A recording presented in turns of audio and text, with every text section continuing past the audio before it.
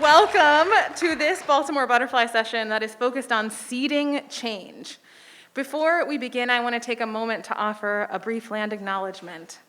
Baltimore Center Stage is located on the traditional lands of the Piscataway Nation by the waters of the Chesapeake Bay. These lands have also been cared for by the Lumbee, Lenape, and Susquehannock peoples, and many indigenous nations who are still here today.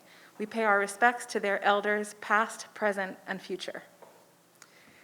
Inspired by Citizens University's Civic Saturdays, this Baltimore Butterfly Sessions is a civic dialogue series where we use art to catalyze conversation. So we will have a moment during the show where we'll encourage you all to share your thoughts with your neighbors. So if you haven't met them yet, maybe now take a moment to introduce yourself. Thanks, everyone. Thanks, everyone. Awesome.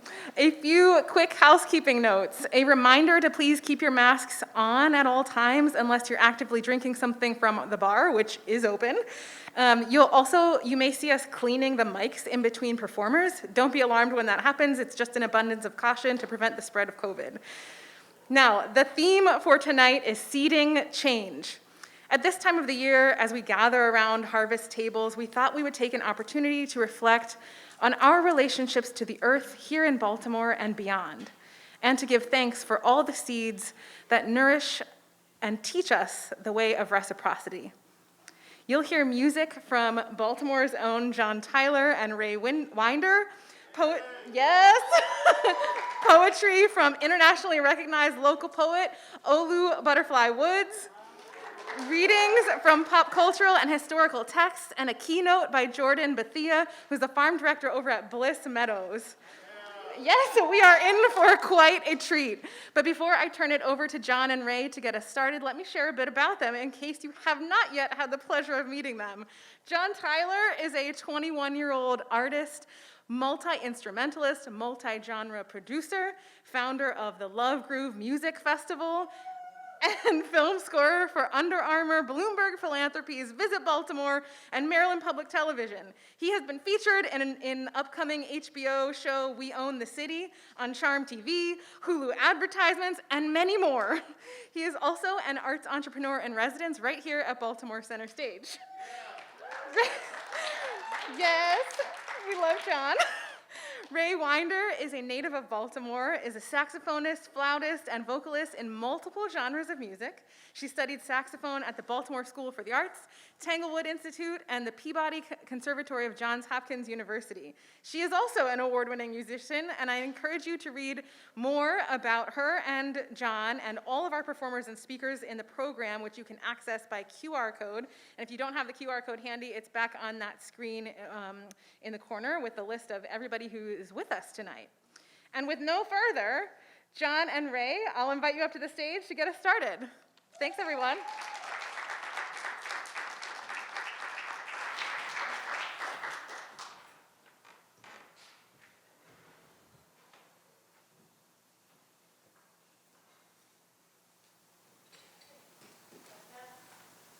Hello. Hi, everybody. It's good to see y'all here.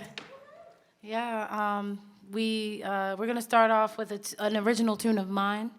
It's funny, we were just over there switching up the set list for y'all. So what we prepared, we decided to change it just based off of what's happening here and the group that we see. So we hope you enjoy this first tune. It's going to be called Melanin, and it's an original of mine.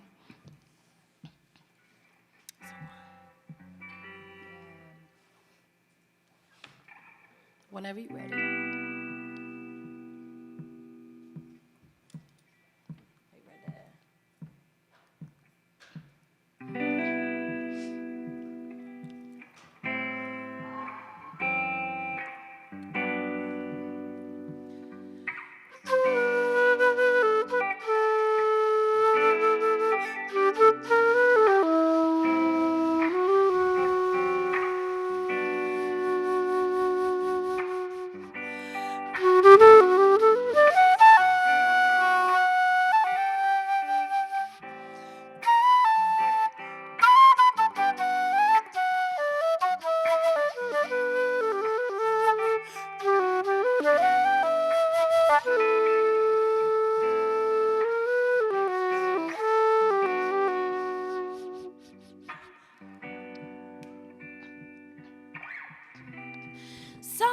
blessing down all on my skin. Know the rain will come soon. Smiles before the day is done and gone. No, I play this song for you.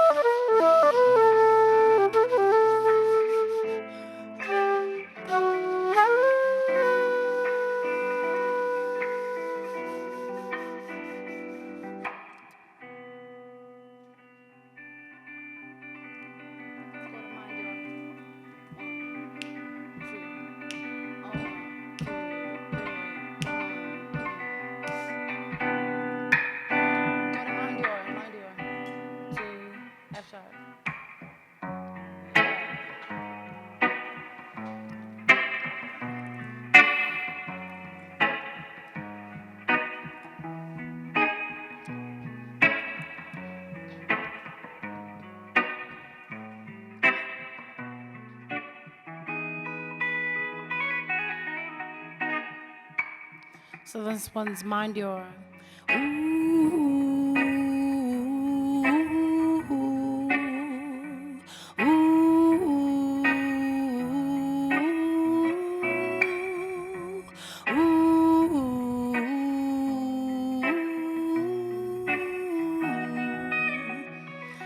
Can I have a little more in my monitor? Say,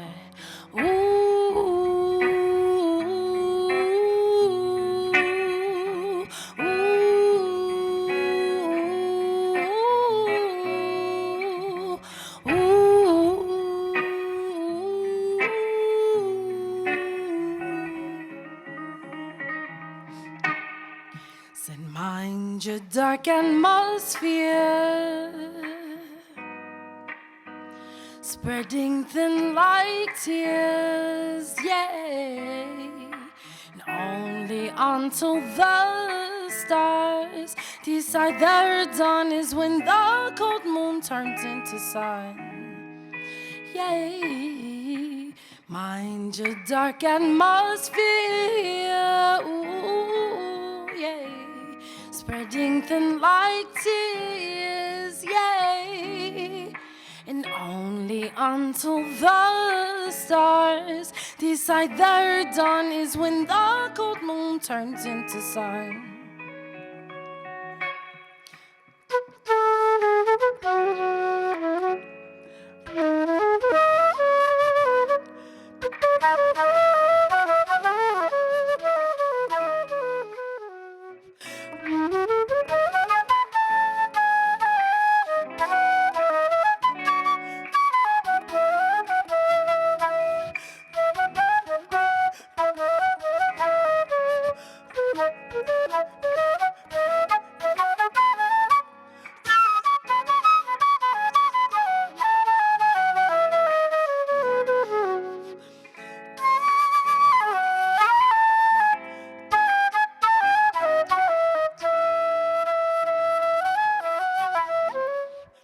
Said mind your dark atmosphere, spreading thin like tears, yay. And only until the stars decide their dawn is when the cold moon turns into sun. So mind your dark atmosphere, spreading thin like tears, and only until the stars decide their dawn is when the cold moon turns into sun. Ooh, yeah, said ooh, yeah, ooh, yeah, ooh.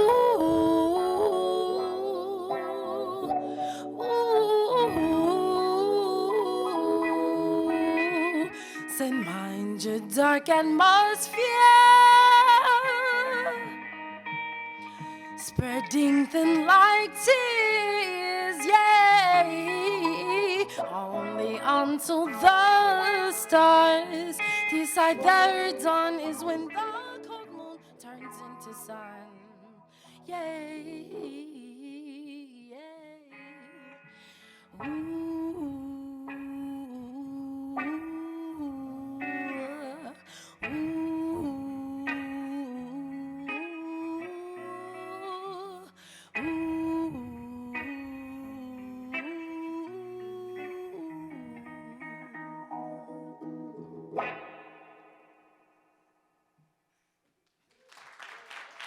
Thank you.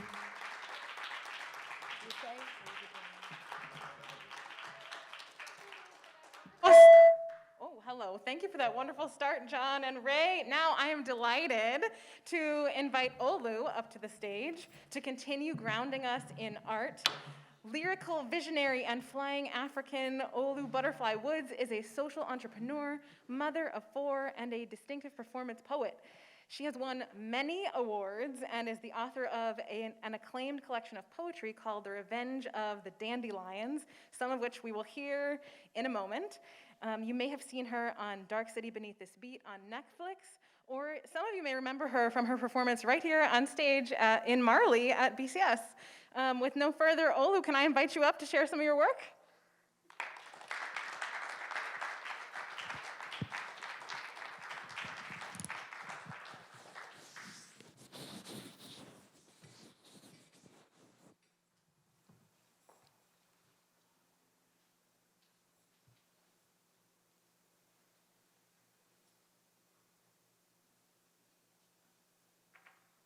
Did y'all turn your ringer off? Because I didn't.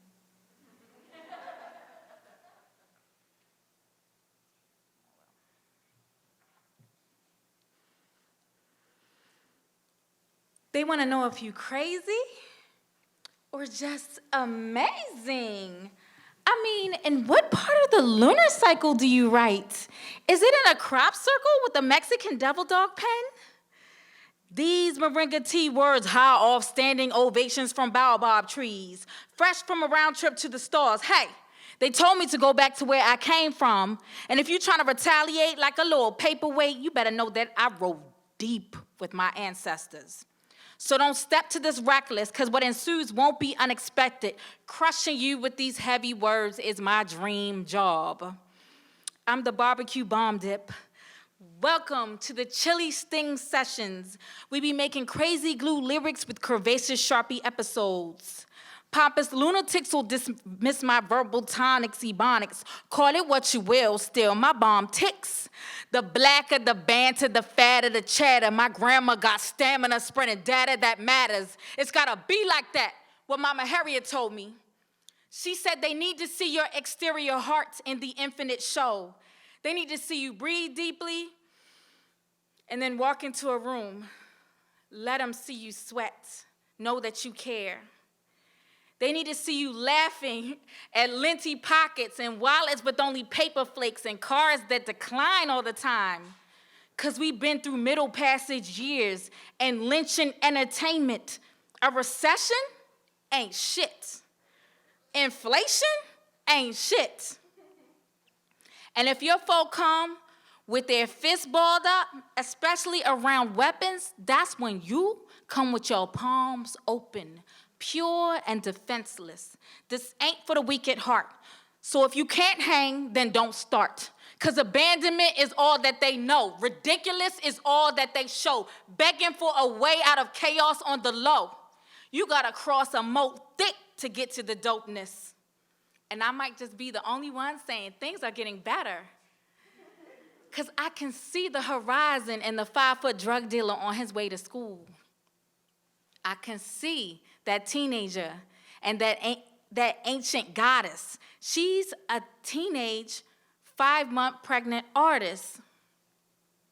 What, did you think the unnoosing would be pretty? The undoing of a few centuries of hardcore?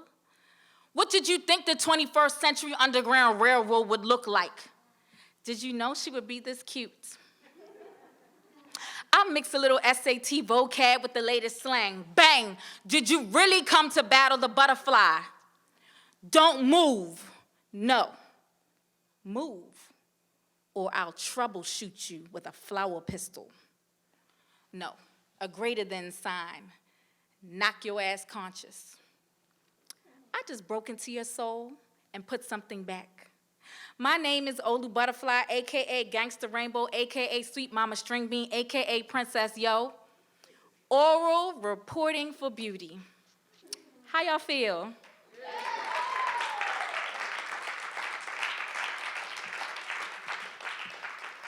I would like to dedicate my poems tonight to my personal hero, George Washington Carver. I grew up thinking he was the peanut man, and now I understand he's just a great artist, scientist who wanted his people to understand that they can make and do anything with the land, with the earth. And this inspirational quote. In a tower of steel, nature forges a deal to raise wonderful hell like me, like me. A quarter if you know who that's from. Nobody? It's because of the way I sang it, that's why y'all don't recognize it. It's Bjork, that's fine.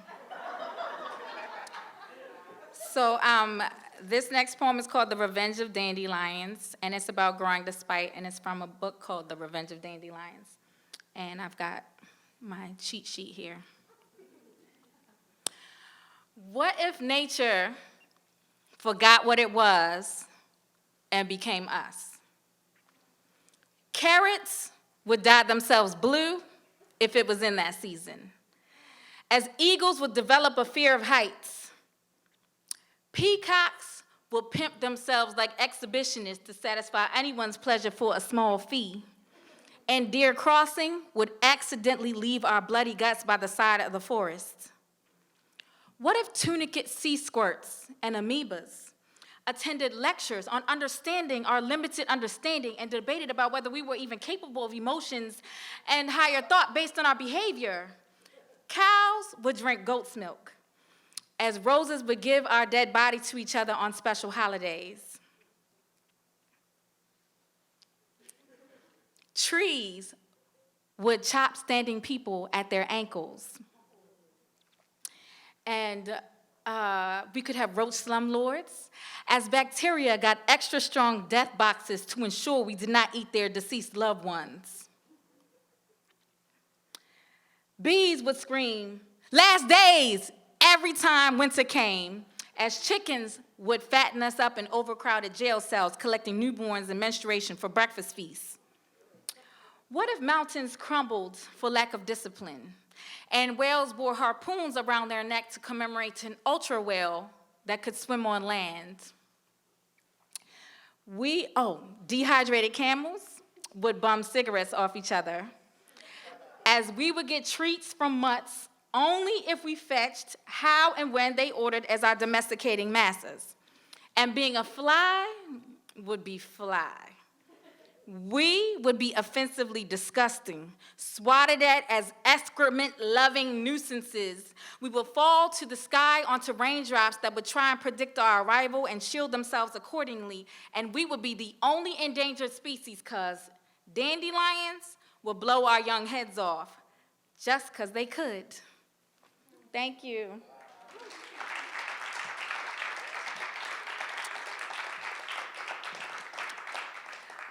My last poem is from a book that is going to come out this summer, damn it.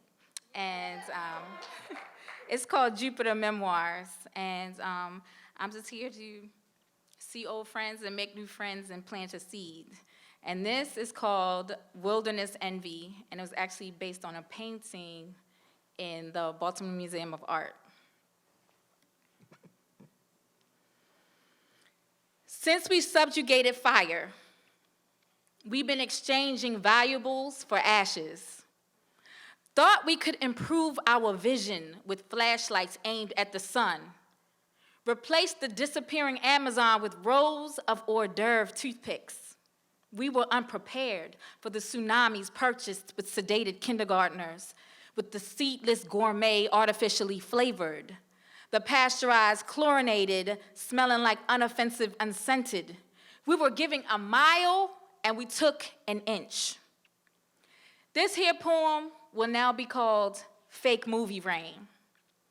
We meant to make a masterpiece, a fancy cake, a sculpted garden, a rare colored stained glass window, an irresistible castle full of friends. Instead, made a nuclear scab, a secret roadkill stash, a prison of prisms, tried to deny our grand work was a wasteland, and things fall apart to the rhythm of a heart attack pulse. Skyscrapers slithering up the vertical axis toward a starless muddy heaven, looking down on bleached alley piss, till the sunrise costs money. Modern might just mean we don't know it don't work yet, but we reserve the right to billionaires and beggars. Born with low self-esteem and low credit scores, we were unprepared to live without the beauty we had abandoned. This here poem is now called Blah, Blah, Blah. Am I the only one crying at the grandstanding arc of a mega bridge or brolic business buildings? My soul has never recovered from the first time I walked out the forest and saw a huge, glorious block stacked up on top of each other in the middle of a sad heap of people. Being born into it does not ease the culture shock.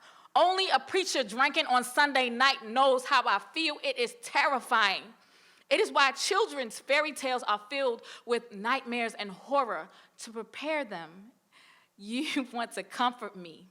You mean to tell me the universe that allowed dinosaurs to go extinct and slavery to go worldwide is about to fix our problems. But I know you could die on the way to the funeral. The fire truck can catch on fire. Your first love can give you herpes. And ignorant people are the truth. And that is as godly as anything else we were ever taught. No. This poem is called Bad Bazooka Bubblegum Jokes. 1.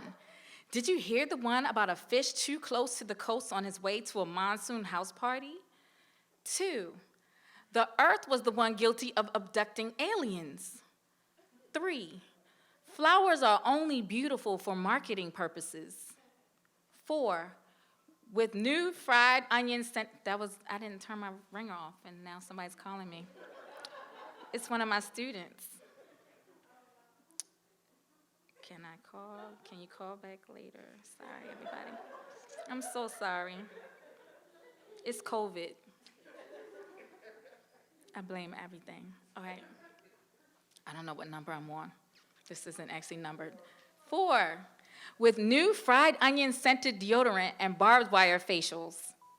Put on makeup while going over a steep waterfall to be truly beautiful. 5, think you have made great strides? No, you only did the funky two-step. Predictable as a seizure, tame as a home run, stable as lightning no matter how you hope. You peel the wrapper and it lets you down again. Hilarious as evictions. No, This here poem called Ooh-wee, a staggering love for all that is has no rebuttal. What your great-great-great-grand might say on his or her deathbed, be the same you all day as in the shower. Think, sang, listen to the water, be your own naked audience. Otherwise, I fear for the human in you. All we have is on and on, so squander this life wisely. Don't stop your barefoot roaming unless you are suddenly surrounded by passionate textures and ecstatic designs resonating with the indecently exposed earth. You find out the gods believe in nature, the shit they already gave us, as is. In the noisy darkness of a clear, priceless canvas of stars winking at you, asking, what's your zodiac sign? The moon hears the dog. All is not lost. Then, the dream gets interrupted by a word from our sponsors. If only you could be an uncitizen in the uncivilization. Thank you. You are the seed. Go plant yourself. Thank you so much. Oh my God, Olu. Thank you, Olu, so much for all of that. It's always such a wonderful time to be in your presence. I feel like what I love about Olu is the way that she just like drops knowledge, but is joyful and hopeful. And I'm like over here just giggling. So thank you so much for all of that, Olu. I want to now transition us to some readings that some volunteers from our audience have pre-agreed, don't worry, I'm not coming around looking for you now. But we're going to do some readings of texts, and you'll recognize, I'm so glad Olu talked about George Washington Carver, because when we were on the phone prepping for tonight, she told a story about George Washington Carver, so Estrellita and I, picked one of George Washington Carver's letters is featured tonight in one of our readings. So thank you for that, Olu. And so for our civic text readers, can I get y'all to come up here? This selection of civic texts I had just mentioned, one of them is a reading from George Washington Carver. There's another one that is a reading from some current legislation here in Baltimore City that is about access to green space. And then there's a final reading that is it's some indigenous wisdom from Robin Wall Kimmerer. So it's a selection of readings that tries to sort of give a broader tone to the theme tonight, which again is seeding change. So I'll invite Cole, I think, as our first reader up.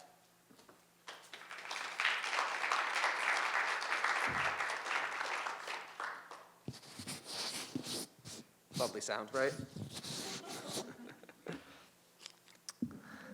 Hi, my name is Cole, and I'll be reading an excerpt from the Baltimore Green Network website homepage. The Baltimore Green Network is a plan that was adopted in 2018 by the Baltimore City Planning Commission.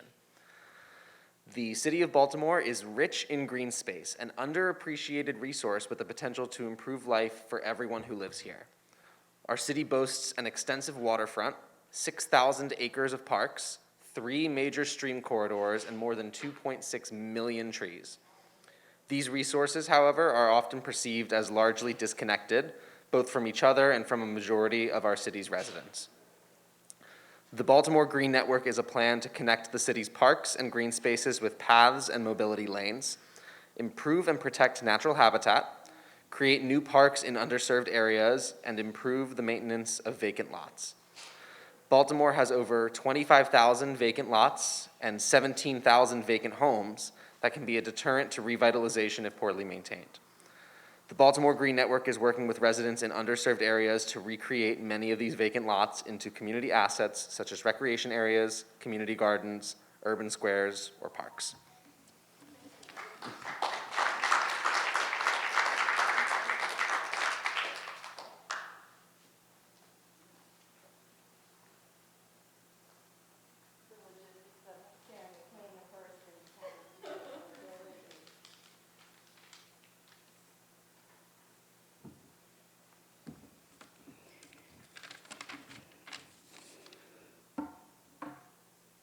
My name is Catrice. I will start with a little ASMR here, so bear with me.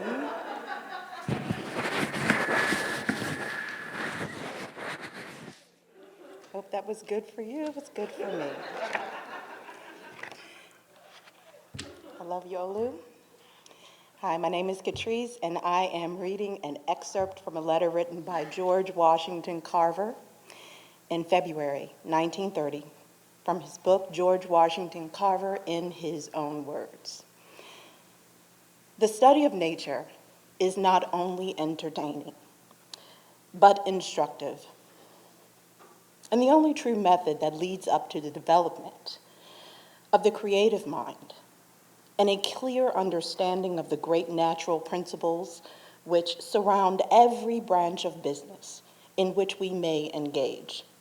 Aside from this, it encourages investigation, stimulates, and develops originality in a way that helps the student to find himself more quickly and accurately than any plan yet worked out. The singing birds, the buzzing bees, the opening flower, and the budding trees, all along with other forms of animate and inanimate matter, and all have their marvelous creation story to tell, each searcher for truth. More and more as we come closer and closer in touch with nature and its teachings, are we able to see the divine. Thank you.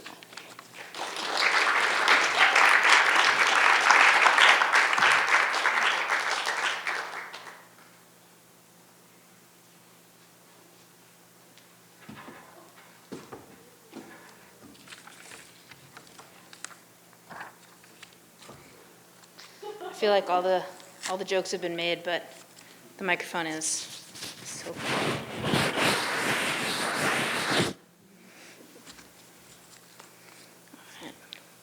Hi, my name is Nina, and I'm reading an excerpt from Braiding Sweetgrass by mother, scientist, decorated professor, and member of the Potawatomi Nation, Robin Wall Kimmerer. The guidelines for the honorable harvest are not written down or even consistently spoken of as a whole. They are reinforced in small acts of daily life. But if you were to list them, they might look something like this. Know the ways of the ones who take care of you, so that you may take care of them. Introduce yourself. Be accountable as the one who comes asking for life. Ask permission before taking. Abide by the answer. Never take the first, never take the last. Take only what you need. Take only that which is given. Never take more than half. Leave some for others. Harvest in a way that minimizes harm. Use it respectfully. Never waste what you have taken. Share.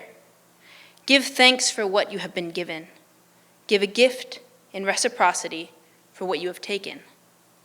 Sustain the ones who sustain you, and the earth will last forever. Thanks. Thank you so much to all of our readers. A quick one more time hand for them. Thank you all. And now we're going to move into just a quick moment of reflection on everything that we have heard this far. And I'm going to invite John Tyler back up to lead us in that. John, are you still planning to do a song from Free Spirit, or are we chaining it all up? Yeah. Okay, John's going to share a song from a new project of his called Free Spirit. And as John plays this meditation, I invite you all to use the song to reflect in whatever way is easiest for you. If that looks like turning to a neighbor and dialoguing about what's resonating for you in everything that you've heard so far, that is beautiful. Or if it looks like quietly listening with your eyes closed, that is equally beautiful. So just use this song and meditation from John as a way to reflect. And I invite you to do that in whatever way is comfortable for you. John, I will hand it over to you.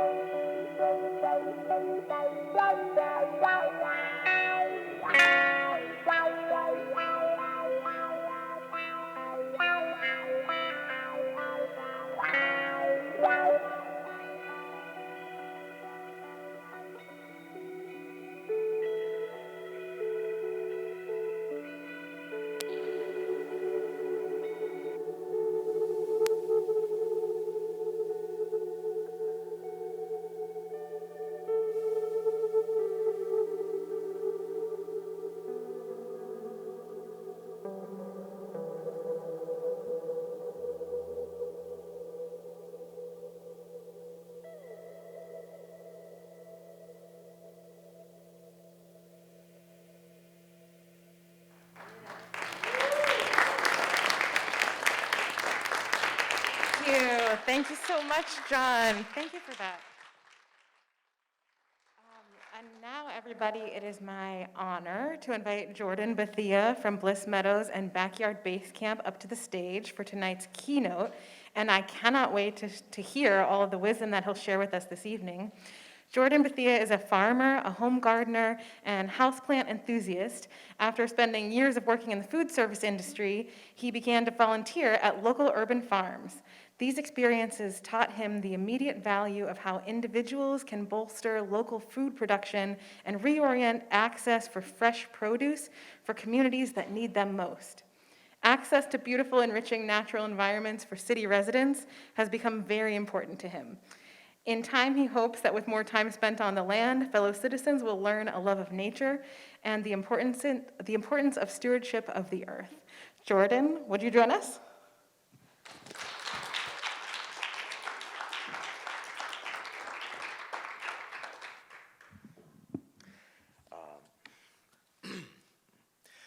Thank you to the center stage, first of all, our lovely performers and the readers that just shared those wonderful excerpts. Again, my name is Jordan Bethea. I'm a farmer and production manager at Bliss Meadows. We're a 10-acre land reclamation project in Northeast Baltimore.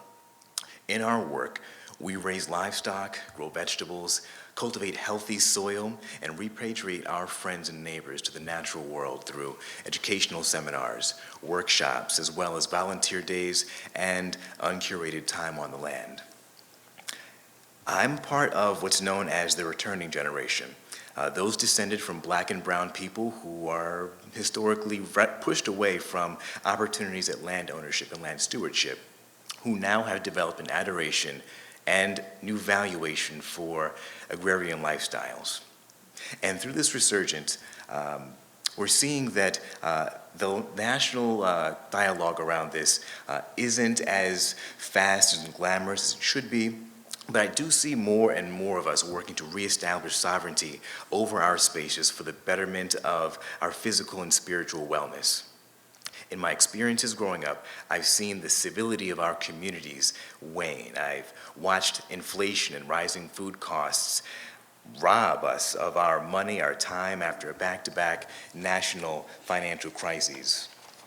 I've seen how unethical housing policies from generations gone by drain us of the potential for personal growth and personal enrichment by pushing us into no man's lands of divestment and urban decay. And I've seen how humanity is dampened now in our lack of reverence for the earth, and in that our spirits have been put at hazard due to our lifestyles and lifetimes of inequitable land access. Any one of us can look at a map of Baltimore and see Black and brown communities are sorely lacking in green spaces. We can do the same thing in looking at the overall tree canopy across Baltimore City and see that while some communities have seen investments in the development of green spaces, others clearly have not. And as this trend continues, we further see how Black and brown communities lose opportunity to reap the rich benefits for one's mental health and this lack of investment in community greening. As a child, I was blessed to be a part and a participant of the Living Classrooms program, a collective of ecologists and nature enthusiasts working to inspire children to respect and steward our planet and our natural spaces. For the first time in my life, I saw people showcase and enjoy nature for nature's own sake. And upon every instance that I saw a great blue heron or touched my bare feet to the muck in many of the many waterways we visited, all teeming with life, I found peace and I found purpose. I found a primordial sense of belonging to the planet. And yet now in my adult years, I've come to see that those experiences are still lacking in the lives of my peers, and it's even more important that our peers, our youth, and our neighbors experience these things. In the past 2 years, we've seen food systems stretched to the limit with truckloads and trainloads of food languishing in distribution centers. We saw how some communities in rich parts of the city, laden down with city resources and commercial infrastructure, would limp along during the pandemic, yet also saw our neighbors living in communities experiencing food apartheid consistently having to choose between a 1 to 2 hour trip to a better grocery store or base their family's meals off of frozen or boxed food.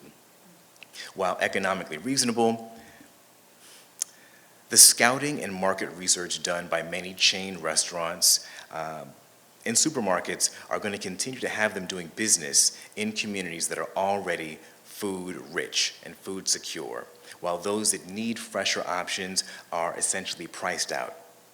At this stage, we have what looks to me a profound opportunity to grow both in body and in spirit for our whole society.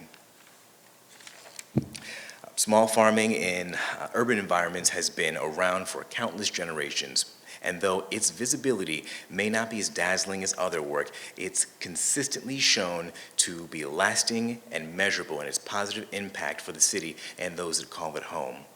While right now it might not be feasible to wholly replace what one buys from supermarkets with what one can grow at home, beginning the labor is the very first step to restoring our collective food histories to places of reverence in our lives. In doing so, we will also do the most meaningful work of all, which is falling in love again with the earth that already provides us so much. More people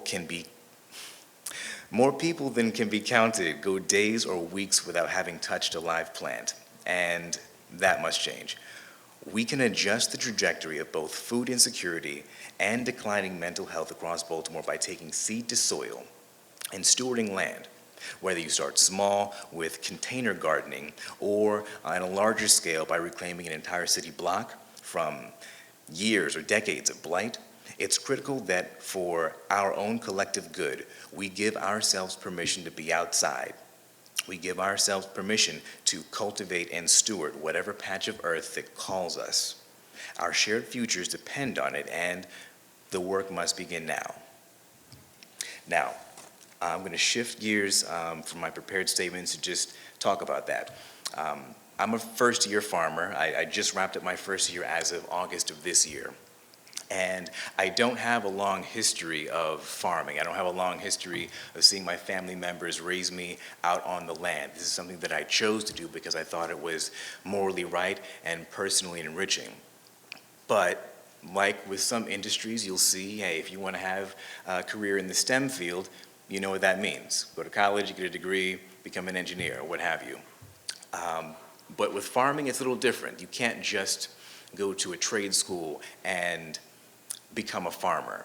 For me, it started with volunteering, as was said just a few moments ago, just volunteering on other urban farms, regional farms, rural farms, whoever will take you to learn some of the hard skills.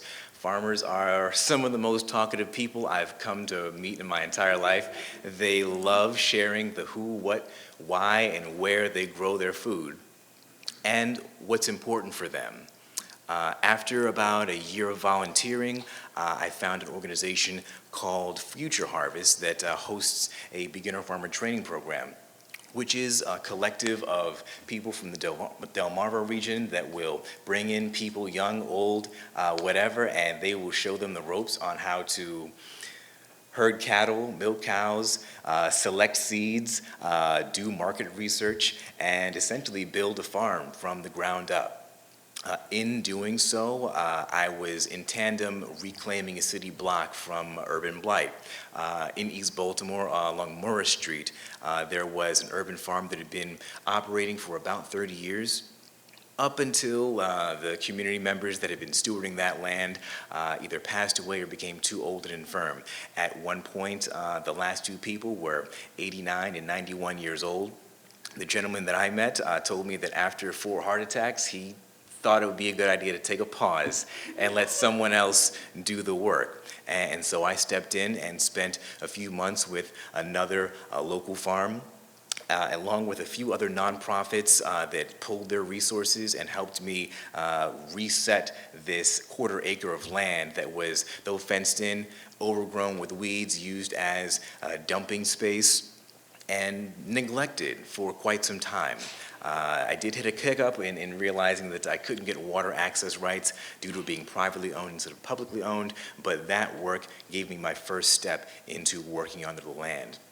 After which, I was approached by Tia Wells at Backyard Base Camp, the nonprofit that manages Bliss Meadows, for an opportunity to work on her land. And since then, August of last year, I've been teaching myself beekeeping. I've been teaching myself how to properly care for goats, sheep, our chickens, one rabbit that was with us for a small amount of time.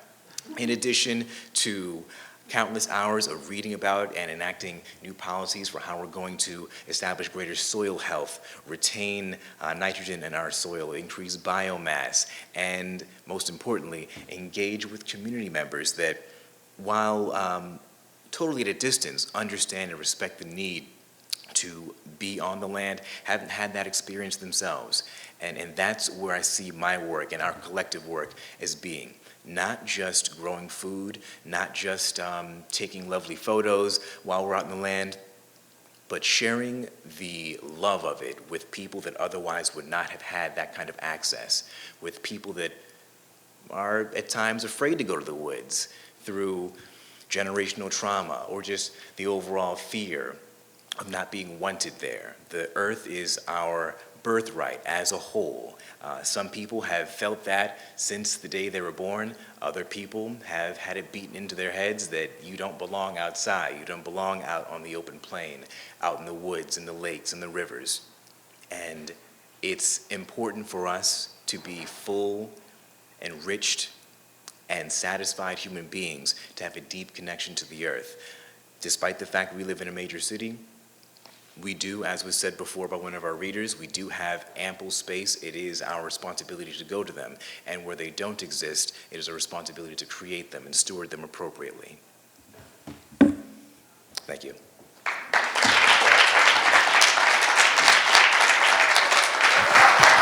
Jordan, thank you so much. Oh my gosh, I'm sitting in the back just listening, and I've said this every time I hear Jordan talk. I could just listen to him talk all day long.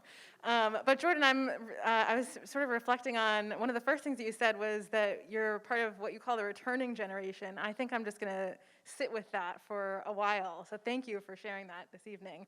I'm going to invite John and Ray back up for a concluding song, and I'll see you after just for some very brief closing remarks. But y'all, thank you so much for being here this evening. I'm so glad you all chose to come out to Baltimore Center Stage and spend the night with us. And John and Ray, can I turn it back to you to bring us home?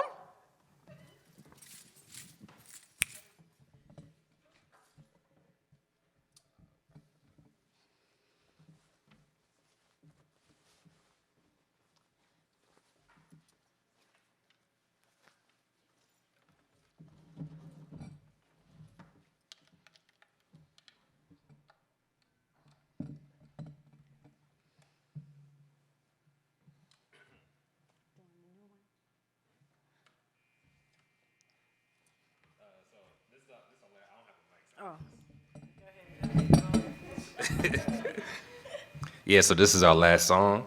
Thank you for hanging out. If you wanna, this is more of an uplifting song, so if you wanna get up, groove, do your thing. But I am gonna have everyone clap for me real quick. I'm gonna give you the tempo. For 1 second, I'm gonna give you the tempo. All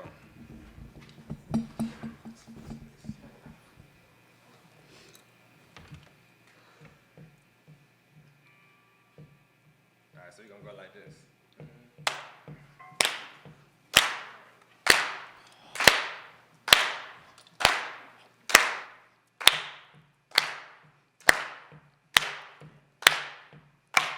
Yeah.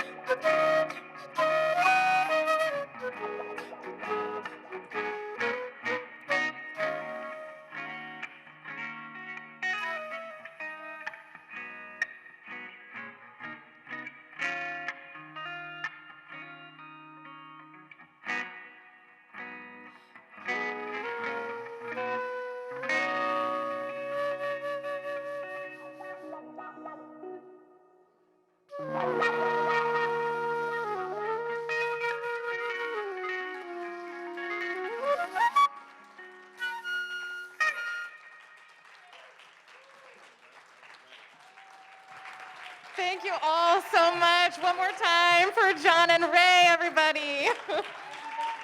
Thank you all so much for joining us this evening. We're so grateful for all of tonight's featured artists and readers, and we hope you all had a wonderful time tonight, and we look forward to seeing you again at the next Baltimore Butterfly Session, which is on February 28th.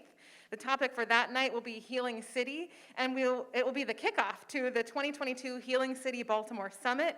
Between now and then, I invite you all to see Fires in the Mirror and Dream Girls, both of which are running for the next few weeks right here at BCS, and you can get your tickets on our website at centerstage.org, and we look forward to seeing you again very soon. Thank you so much, everyone.